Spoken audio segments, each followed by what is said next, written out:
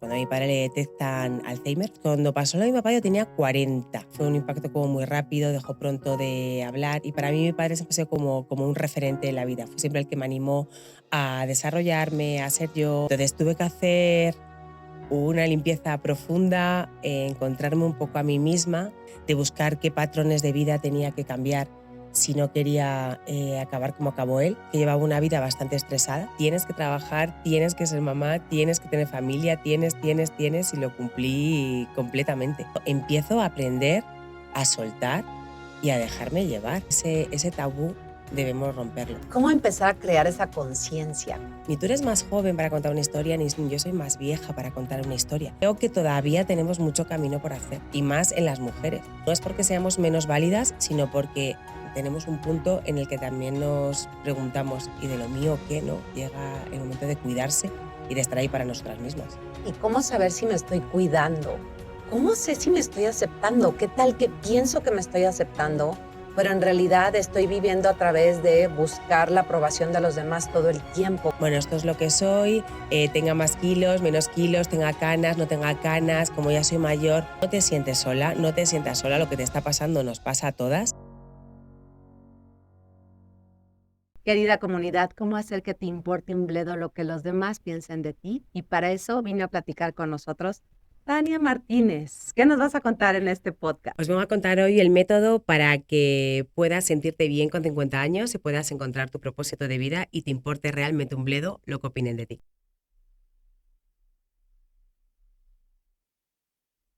Querida familia, bienvenidos de nuevo a Estereotipos. Es un placer que nos acompañen. Y yo, bueno, encantada con Tania Martínez. Nos acabamos de conocer hace poco y fue impresionante oírla, escucharla, saber todo lo que está haciendo. Y bueno, no me gusta tanto yo decirles quién es, sino que ustedes lo experimenten y también que ella nos cuente un poco de ella, quién es. Acaba de llegar a México, vivía en España y con toda una experiencia de 20 años, trayectoria, escritora. Así que es un placer tenerte aquí. Gracias, Tania. Muchísimas gracias por tenerme aquí y por invitarme, porque, como dices tú, soy nueva aquí en Ciudad de México. Me siento halagada de que seas nueva y estés con nosotras. Muchas gracias por traerme. Ok, platícanos, ¿cómo te describes tú? ¿Quién es Tania? Pues mira, Tania es... al principio me escribía siempre como un tema más profesional, ¿no? Yo soy una economista y me he pasado 27 años trabajando entre, bueno, pues empresas como Price y luego he estado 22 años en medios de comunicación. Y la parte de medios de comunicación, pues me he dedicado sobre todo al tema de gestión de la empresa y luego me he dado cuenta que también mucho a gestión de personas. En las redacciones, en los medios de comunicación, es muy importante siempre qué es lo que pasa, qué es lo que la noticia, cómo se sigue, cómo no se sigue. Y a raíz de un evento personal que es, bueno, cuando a mi padre le detectan Alzheimer, frontotemporalidad con 60 años, me meto muy de lleno en qué cosas puedo hacer para cambiar mi propia vida, para que a lo mejor no me pase algo como le pasa a él. ¿Qué edad tenías tú cuando pasó lo de tu papá? Pues cuando pasó lo de mi papá yo tenía 40. ¿Vale? Lo que pasa que, claro, el proceso fue largo, fueron como 8 años. Además es frontotemporalidad con la que tiene Bruce Willis, con lo cual fue un impacto como muy rápido, dejó pronto de hablar. Y para mí mi padre siempre ha sido como un referente en la vida. Fue siempre el que me animó a desarrollarme, a ser yo, a trabajar, a, bueno, pues no vivir a lo mejor esa vida un poco más casera, ¿no? Entonces me dediqué mucho a buscar qué podía hacer para mejorar su vida, pero hasta que no se murió no me pegó como si dijésemos ese bajón. Entonces tuve que hacer una limpieza profunda, encontrarme un poco a mí misma, parar, reflexionar y a partir de ahí empecé con tema de coach, empecé con tema de buscar qué patrones de vida tenía que cambiar si no quería acabar como acabó él. Porque lo que sí que me di cuenta es que llevaba una vida bastante estresada, que era un poquito como un ratoncito que me dedicaba a, pues eso, me iba por la mañana a las 9 de la noche, volvía a las 9 de la noche, luego los fines de semana me dedicaba a la familia. Entonces, a partir de ahí aprendí que tenemos que parar y que hay muchos patrones que tuve que cambiar. De hecho, por ejemplo, tenía muchísimo más peso, no cuidaba mi alimentación, no hacía ejercicio, por supuesto, meditación no sabía lo que era, el tema de respirar tampoco. Y tenía una coraza que me fui construyendo poco a poco que no dejaba ver quién era Tania, ¿no? Entonces, eso fue como la primera disrupción. De aguas. Tal cual. La primera disrupción en mi vida fue esa. Y a raíz de ahí, bueno, ahora si quieres hablamos, pero llegó el libro que hoy presentamos aquí, ¿no? De 50 a mis espaldas y a mí me importa un bledo. Y el segundo cambio brusco en mi vida fue cuando ya cumplo 50, o sea, cuando ya voy ahora para los 51, a mi marido le trasladan a vivir aquí a México. Entonces, de primeras viene para 2 años, pero bueno, yo sigo con mi vida, todo tan normal, pues más dedicándome a mí, pero sigo trabajando y demás. Y de repente, pues claro, le trasladan por 7 años y decido pues empezar y darme la oportunidad de eso que a lo mejor siempre había querido, pero no me había atrevido. Claro. ¿Y cómo decides qué quieres? Porque te pregunto esto porque yo tenía la creencia que yo no podía escribir un libro porque no había estudiado eso, ¿no? Esa era mi creencia limitante. ¿Cómo tú decides que quieres escribir este libro de 50 a mis espaldas y a mí me importa un bledo? ¿Sabes? Me pasaba exactamente lo mismo. Es que a mí ha sido un regalo el libro porque yo tenía esa creencia. Imagínate, yo todo el día rodeada de periodistas, yo siendo economista, yo decía, yo escribir, no sé escribir. Pero fíjate, llegó la pandemia y fue lo que me regaló, porque en el fondo este libro fueron unas notas para mí. Yo hice muchos cursos para ver cómo tenía que cambiar la alimentación, cómo tenía que cambiar, y lo escribí todo. Y luego cuando acabó, dije, uy, este tiene una forma de un cuento, tiene una forma de un libro, es como sencillo. Y mi marido en eso sí que me animó a que lo enviase a una editorial. Y bueno, cayó del cielo. En una semana me dijeron que sí. O sea que ¡Felicidades! ha sido un regalo y un comienzo. O sea que yo creo que el camino mío va a ir más por aquí. ¿Cuál es el propósito de este libro? Pues mira, cuando el propósito de este libro es que las mujeres alrededor de los 50 nos demos cuenta que comenzamos de verdad una nueva vida, que empieza una segunda juventud y que hay un proceso que tenemos que hacer para cuidarnos y sacar nuestra niña interior y encontrarnos. Muchas veces ese encuentro pasa, por supuesto, por tener un propósito de vida, pero pasa también por cambiar unas rutinas que nos están haciendo daño. Qué interesante, porque cuando vas hablando como que yo me pongo a pensar, ¿por qué será que a los 50 empieza la mujer que le llaman, no? Nosotros pensamos que estamos cuestionándonos y tal, y hay gente que dice que es la crisis de los 50, y vi que algo decías que lo prefieres ver de diferente manera. ¿Por qué a los 50 empezaremos a cuestionar todo esto? Bueno, tiene que ver un tema físico y hormonal. O sea, hay un ciclo en las mujeres, nos afectan siempre el tema hormonal, desde que comenzamos con el periodo hasta que terminamos con la menopausia, ¿no? Y luego también yo creo que hay primero que nos afecta y nos da un shock a nivel físico, no nos encontramos igual. Y luego ese periodo que tenemos, entre que tenemos el periodo y dejamos de tenerlo, somos un poco animales, hembras, que estamos destinadas o tenemos una de nuestras funciones es procrear, dar hijos o cuidarlos, lo hagamos o no lo hagamos. Entonces, todo nuestro organismo se centra en que cada mes tengamos la oportunidad de poder hacerlo. Y a partir de ahí, que cuidemos a esas personitas que tenemos alrededor. Pero cuando termina la menopausia, cambia por completo el proceso y ya esa parte cuidadora no existe de la misma manera. Entonces ya empezamos a cuidarnos a nosotros mismos. De hecho, a nivel evolución, junto con las orcas, somos los únicos mamíferos que sobrevivimos a nuestra época reproductiva.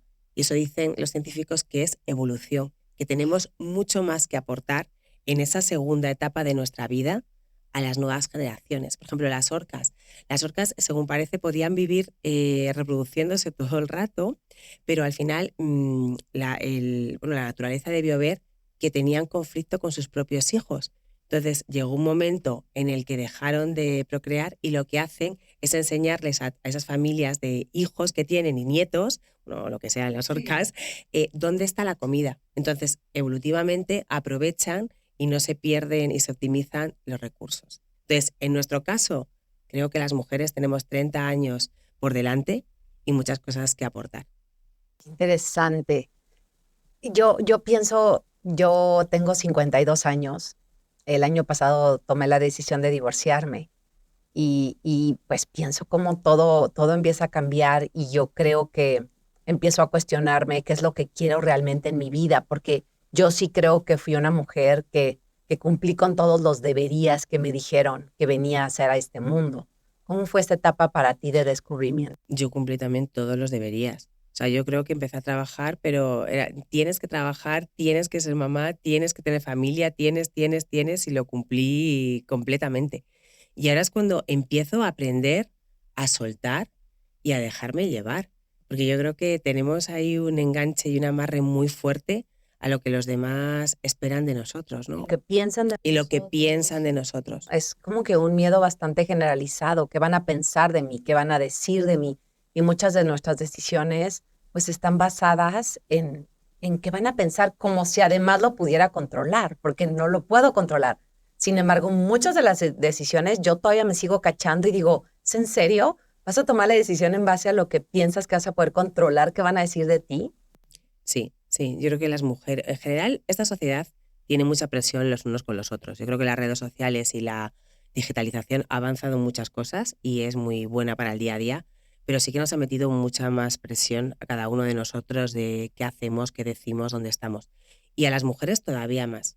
O sea, sigue habiendo una cultura a la belleza, a la imagen, a qué es lo que debemos hacer, lo que no debemos hacer, eso no es de chicas, eso es de chicas. ¿No? Entonces yo creo que ese tabú debemos romperlo. Y yo creo que esta va a ser la primera generación en la que vamos a conseguir grandes Sí, cambios. yo también creo que es bastante lo que se está haciendo en esta generación.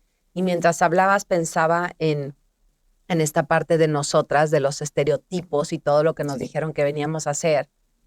Y el valor, ¿no? El valor que seguimos muchas pensando que viene pues de mi cara, de mi físico, de cómo salgo arreglada y cómo a los hombres no les dijeron que tenían que salir arreglados porque su valor venía de ahí. Ellos tienen otras confusiones, conflictos, pero no ese.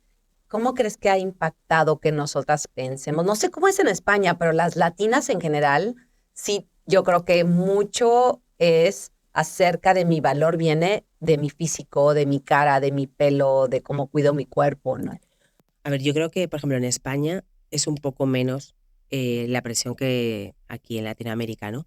Pero aún así sigue existiendo. O sea, tú si trabajas o si una política, lo primero que se le juzga es por cómo va vestida. Si el traje que lleva le queda bien, no le queda bien, si ha engordado, si no ha engordado, mira con qué pintas viene, mira.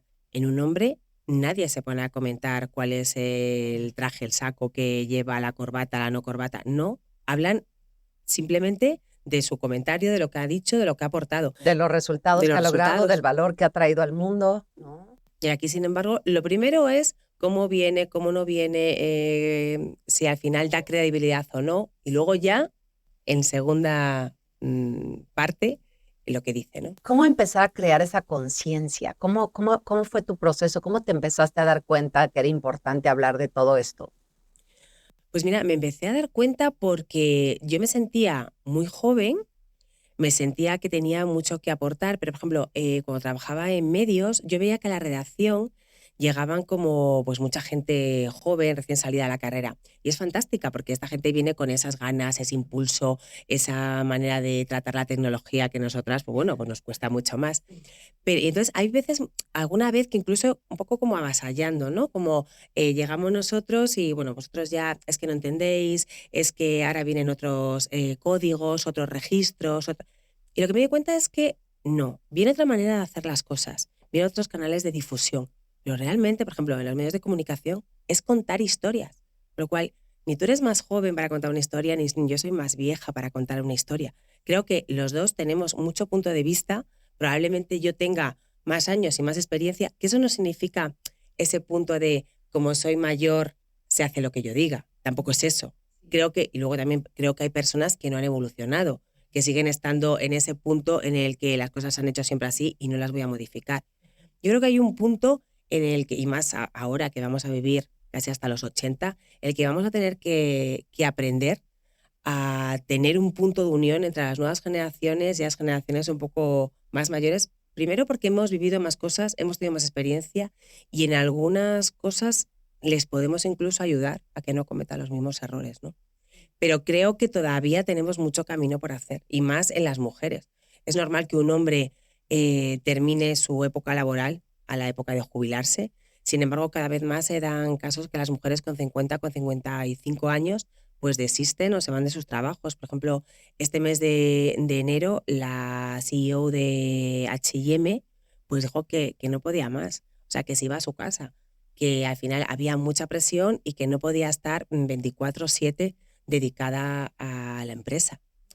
Entonces, yo creo que no es porque seamos menos válidas, sino porque tenemos un punto en el que también nos preguntamos, ¿y de lo mío qué, no? Hay un punto en el que yo también creo que llega el momento de cuidarse y de estar ahí para nosotras mismas.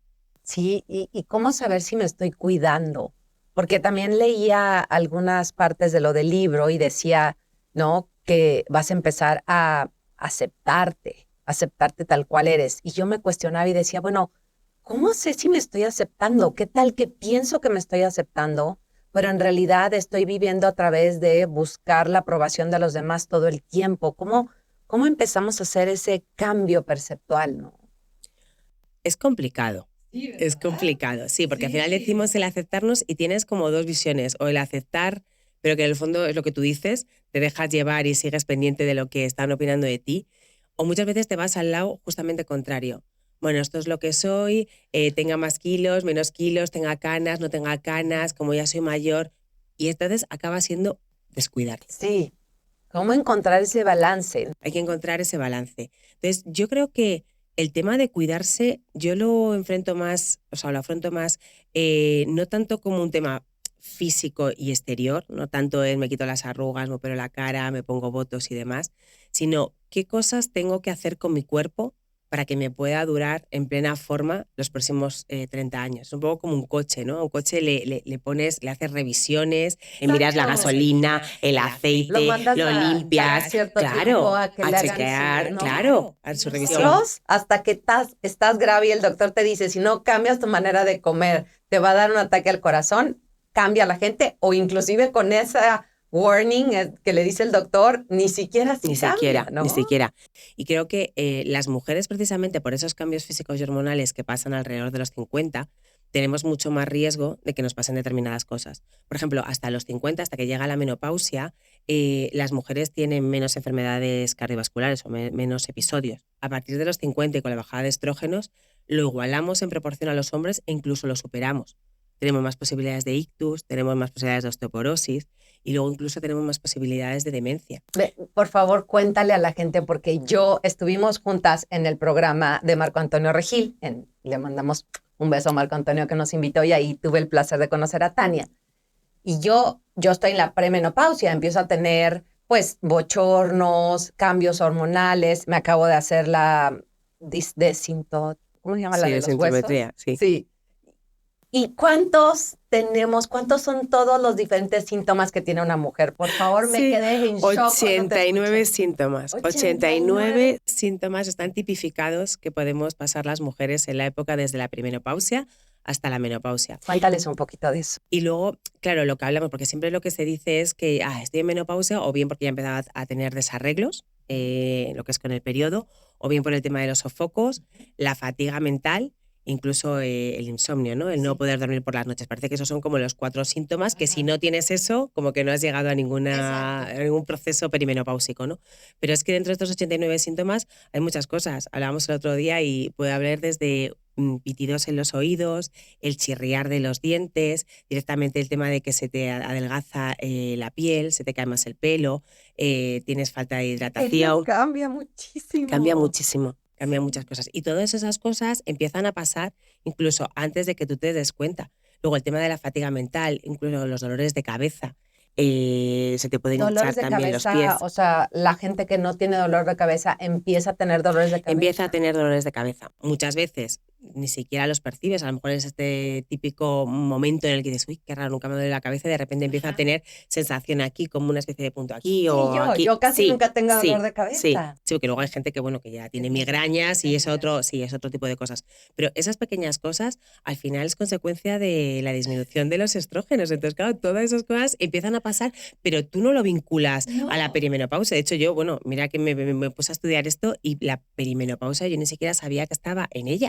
O sea, yo también estoy para 51, he empezado ahora a tener desarreglos lo que es en el periodo, Pero claro, había empezado a tener pues a lo mejor un día dolor de cabeza, otra de las cosas que es el síndrome de la boca seca, esa sensación de que siempre quieres beber agua o que empiezas a tener como muy seco y, jolín, ¿qué me pasa hoy? Que hoy necesito beber más agua que normalmente. También es otro de Nuestra los parte síntomas de sexual. perímetro. La parte sexual, el tema de la libido empieza a disminuir, tienes más sequedad vaginal, puede que tengas más riesgo a tener enfermedades como cistitis o todo lo relacionado con un poco las partes íntimas.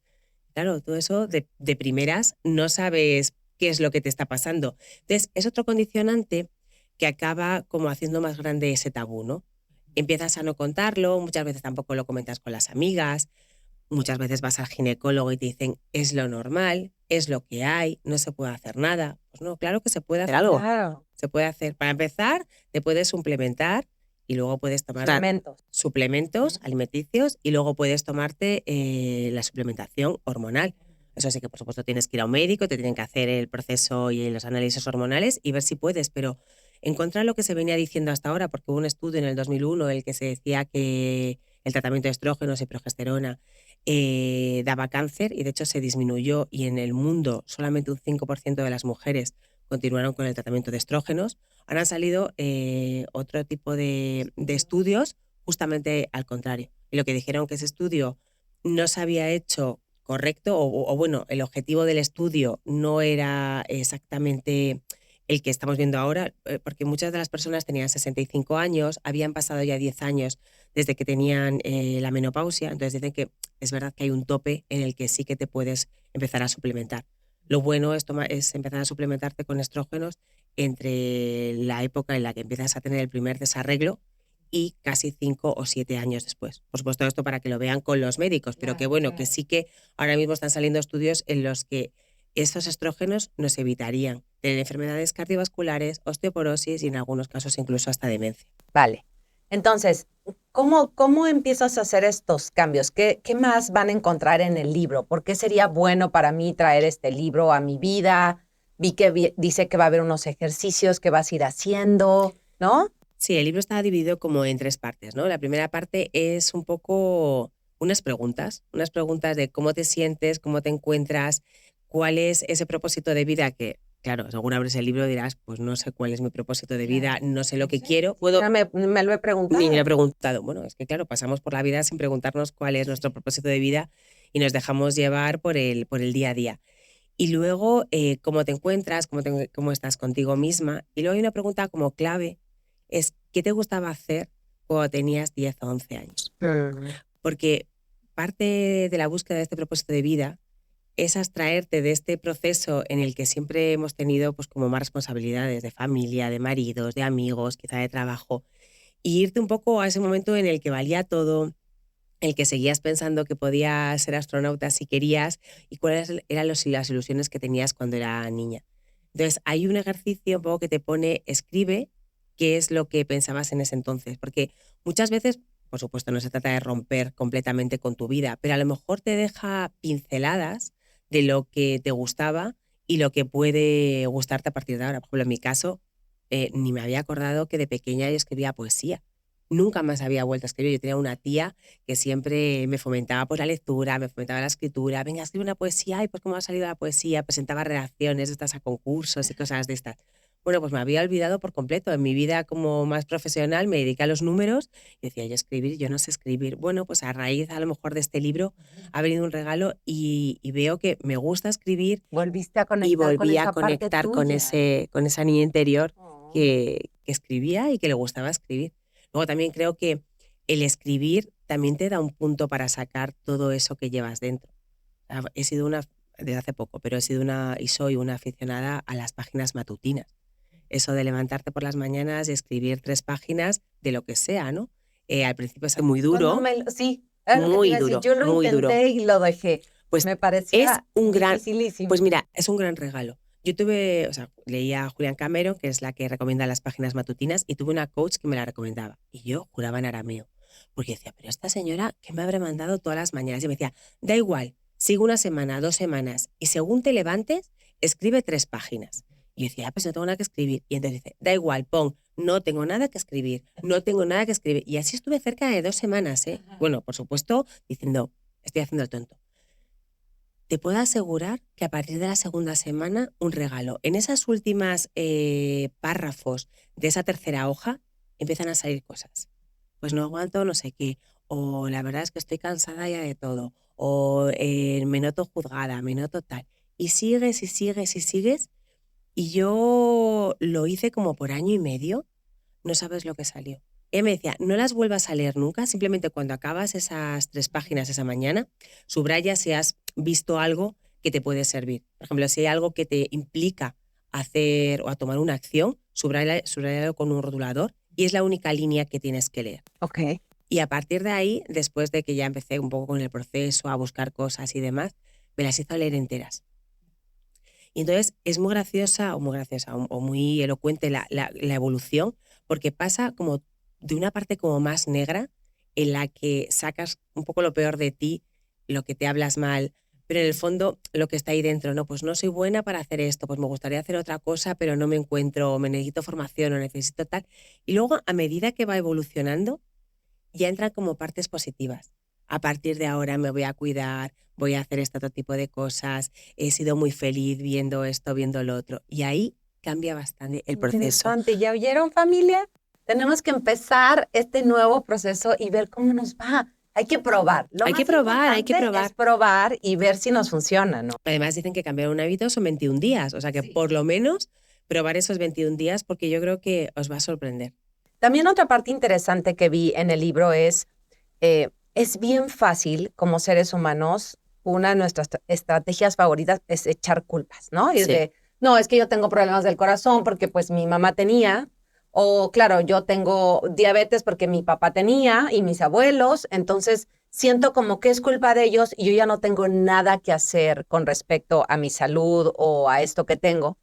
¿Y qué le dirías a la gente que piensa que, pues, que su salud ya no está en sus manos, ¿no?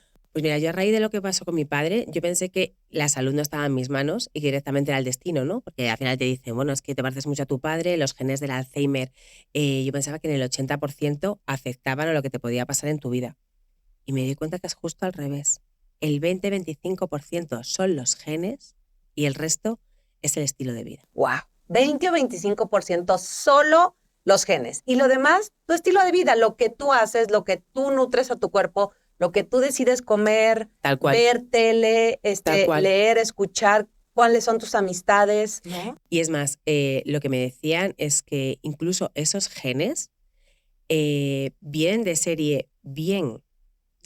O sea, vienen bien de serie, vienen como bien formados de serie. Somos nosotros, lo que pasa que al ser más propensos y de repente es al meterles, imagínate, comida ultraprocesada, un montón de azúcar, no descansar, tener estrés, tener las hormonas del cortisol disparadas, entonces ahí, como eres más propensa, esos genes, esas células, pues al final se intoxican y realmente enferman. Pero creo que tenemos mucho que decir nosotros. Y si no, si en el fondo, si al final, por ejemplo, yo acabo enfermando como enfermó mi padre, por lo menos tendré la sensación de que yo he puesto todo lo que podía poner de mi parte. Todo lo que estaba en tus manos para que no suceda. Y además sí que te dicen, pero te lo dicen incluso en las antiguas religiones o en los budistas, en toda esta gente más ayurveda, ¿no? Te dicen, al final, cuida tu organismo, alimenta tu organismo, o sea, nútrete de cosas que te aporten algo. Seguro que no te aporta lo mismo un ultraprocesado que tomarte una verdura, que tomarte una fruta, que tomarte una proteína limpia. Luego, el tema del ejercicio, yo creo que siempre lo tomábamos un poco como ir al gimnasio y ese culto al cuerpo, ¿no? Del que estábamos hablando antes. Yo creo que ahora ya lo tenemos que tomar pues como si nos tomásemos nuestro vaso de agua que nos hidrata todos los días. Porque si queremos llegar a viajecitas, si queremos llegar bien. ¿Cómo? ¿Y cómo? Claro, tendremos, pues, si necesitamos comprar algo y coger unas bolsas, subir una escalera, levantarnos de una silla, tenemos que tener flexibles también nuestros músculos y que nuestros huesos no se queden completamente rígidos y que no podamos hacerlo. Y para ello es fundamental el ejercicio de fuerza, que esa es otra cosa también que descubrir, porque mi vida siempre había hecho... Acaban de decir eso. Sí, es que yo siempre habíamos hecho, nuestra cultura, en nuestra época, era sobre todo el cardio, ¿no? El aeróbic, el correr, el hacer bicicleta, hacer lo que sea. Y eso, fíjate, en esta etapa estresa más todavía a nuestro organismo. Wow. Sí, yo ahora estoy empezando a hacer pesas de nuevo porque ahora que revisé mis huesos no tengo osteoporosis, pero estoy en semáforo amarillo que se llama ostopenia. Estopenia. Y estoy empezando a hacer de nuevo sentadillas, abdominales, desplantes, con poquito peso y irle subiendo poco a poco, ¿no? Porque Sí. el hueso necesita toda esa parte, ¿no? Sí. Y también te quiero preguntar, ¿cómo cuida Tania su salud mental? ¿Cómo la nutres, ¿no? La emocional, porque ya nos hablaste de todo lo físico. Ahora, la parte interna, ¿cómo ha sido tu proceso?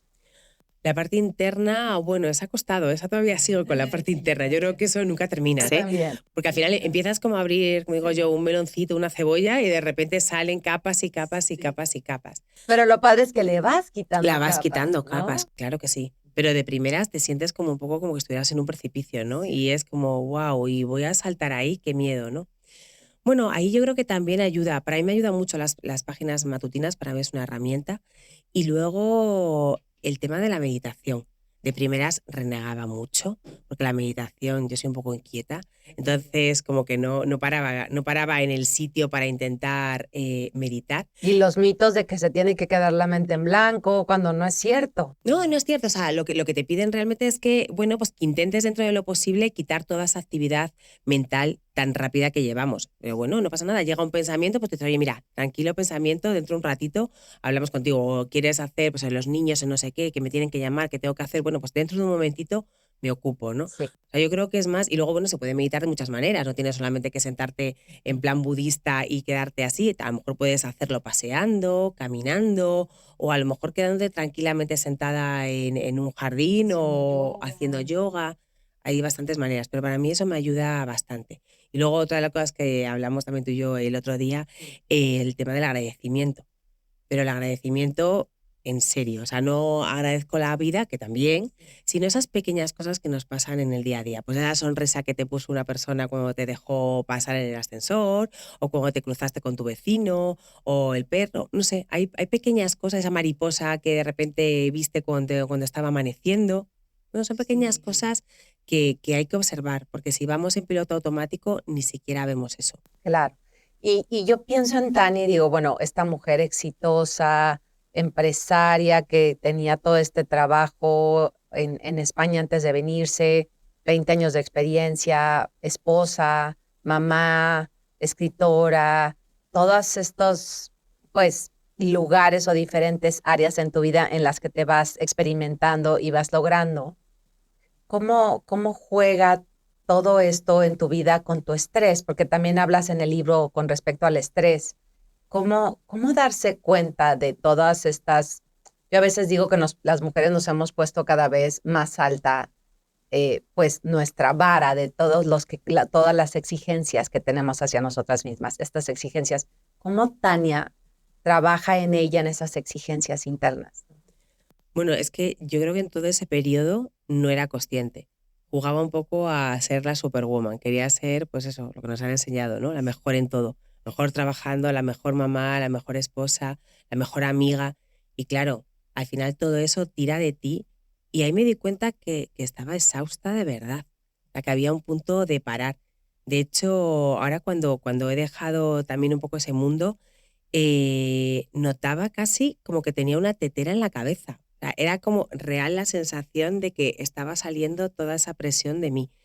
Entonces, yo creo que aquí es otro punto del aceptar, el saber que vivimos en un momento en el que hay estrés, la vida va muy rápida, va muy deprisa, queremos llegar a todo y lo importante es intentar cada día ir como vaciando la bolsa para poder empezar y darnos un tiempo para nosotros, a lo mejor 2 horas antes de acostarnos o 1 hora antes de acostarnos.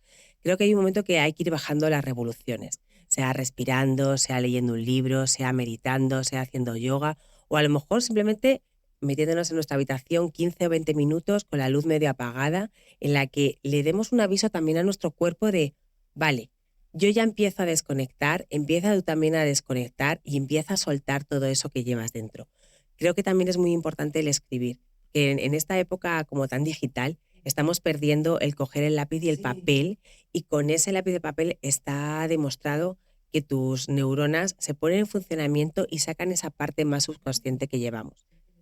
Entonces también te dicen que nunca te acuestes con un problema, aunque es difícil y es complicado, muchas veces tienes algo y es justo el momento en el que tu cabeza más rápido va, pero que intentes hacer como un sándwich, en el que pongas, vale, lo positivo, si es en el medio a lo mejor eso que quieres olvidar, pero luego otra cosa positiva para que te quedes directamente con algo bonito o algo de agradecimiento o algo en lo que te puedas comenzar ese sueño, ¿no? Esa detoxificación que en el fondo es lo que es el sueño, ¿no? Claro. Cuéntanos un poquito de tu fundación.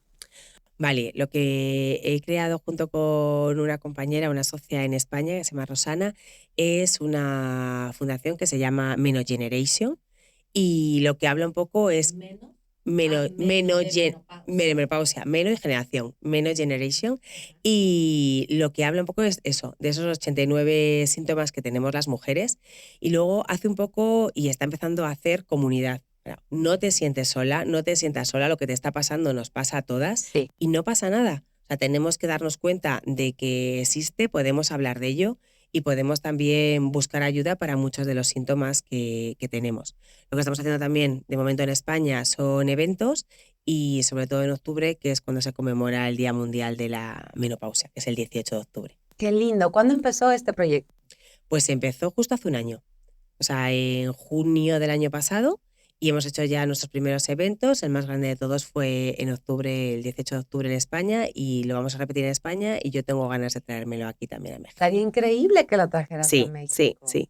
Porque mi amigo Jorge Serratos nos dio un curso, uno de mis mentores que admiro muchísimo, que tiene un podcast muy exitoso.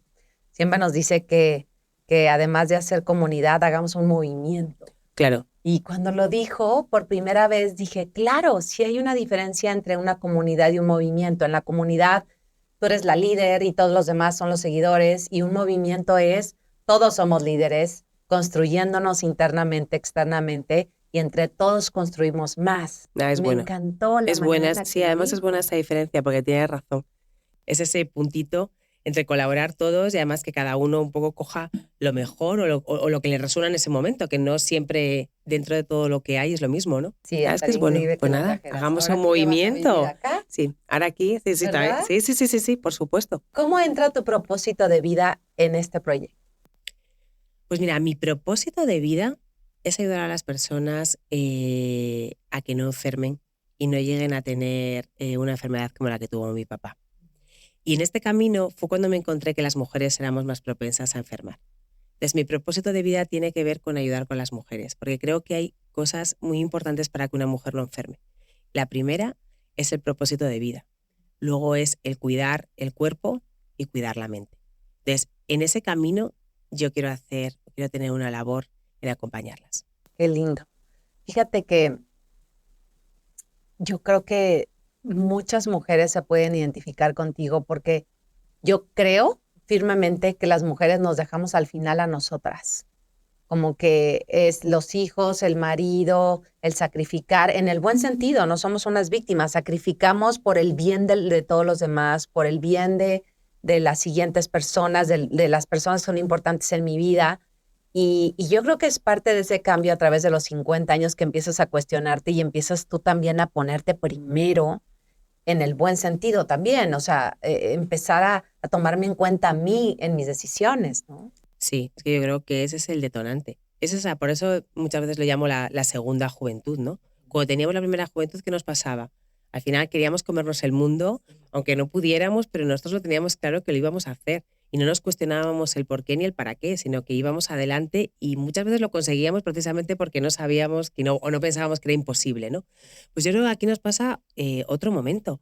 Creo que hay un punto en el que los hijos o están encarrilados o empiezan a tener su propia vida. Muchas veces nuestras relaciones de pareja están o no están, pero 30 años es un momento muy importante para hacernos un regalo a nosotras mismas. Y es el cuidarnos, porque al final esto es un poco como en los aviones, ¿no? Lo de la mascarilla que te dicen, primero colócate tú la mascarilla y luego ayuda a los demás. Exacto. Pues hagámoslo lo mismo, cuidémoslo a nosotros. No, así es. Claro. Sí, porque cuanto mejor estemos nosotras, más vamos a proyectar esa positividad, esa alegría, ese saber estar en cuanto físico y emocional a las personas que nos rodean, ¿no? Es como hagamos el cambio, pero hagamos el cambio que realmente podamos alcanzar, que es nuestro entorno. Qué lindo. Pues mira, en Coactivo, mi certificación, siempre hacemos una pregunta que tiene que ver con propósito de vida y me gustaría hacértela, que es, si pudieras poner un cartel donde cientos de personas pasaran y tuviera un gran impacto en ellos, ¿qué escribirías en ese cartel? Habla conmigo, te ayudo a encontrar tu felicidad. Ah, ay, se me puso la piel chinita. Claro. ¿Cómo sería eso para ellos? O sea, ¿qué sientes que podrías ayudarlos? ¿En qué sentido? ¿Cómo podrías ayudarle a alguien a tener esa felicidad o a encontrarla o conectar con ella, ¿no? ¿Sabes que es tan sencillo, Sencillo, pero hay que tan trabajar. sencillo, No, pero sí es sencillo, sí. sí, como empezar a escuchar a esa persona? Darle esas armas, pero lo primero es escuchándola, porque ahora mismo en este mundo en el que nos movemos, la gente no escucha. De hecho, te fijas que muchas veces en las conversaciones uno habla, otro quiere ir por encima, quiere contar lo que le gusta, lo que no le gusta, lo que hace, lo que no hace. Entonces, cuando a una persona le escuchas, pues es que te pasa muchas veces en un experimento en la calle, ¿no? O sea, tú hablas con una persona o vas a un café, hablas con una persona, o sea, ves a una persona y la dejas hablar y que es que se queda hasta como, wow, me estás escuchando lo que te estoy diciendo, te estoy mirando a los ojos y ahí, bueno, pues darle esos mecanismos, esas herramientas que son muy valiosos y que no nos las enseñan en el colegio, ni en la escuela, ni en la universidad. Las tenemos que buscar. Pues sí. Gracias, Tania. Se nos acabó el tiempo. Estamos encantados de que hayas venido a aportar todo tu valor y este libro maravilloso. ¿Dónde pueden encontrar tu libro? Platícale. Lo pueden encontrar en todas las librerías, en Amazon y en audiolibro narrado por mí. Súper. Pues muy bien. Gracias a Tania y gracias a todos por estar aquí con nosotras y nos vemos en el siguiente capítulo.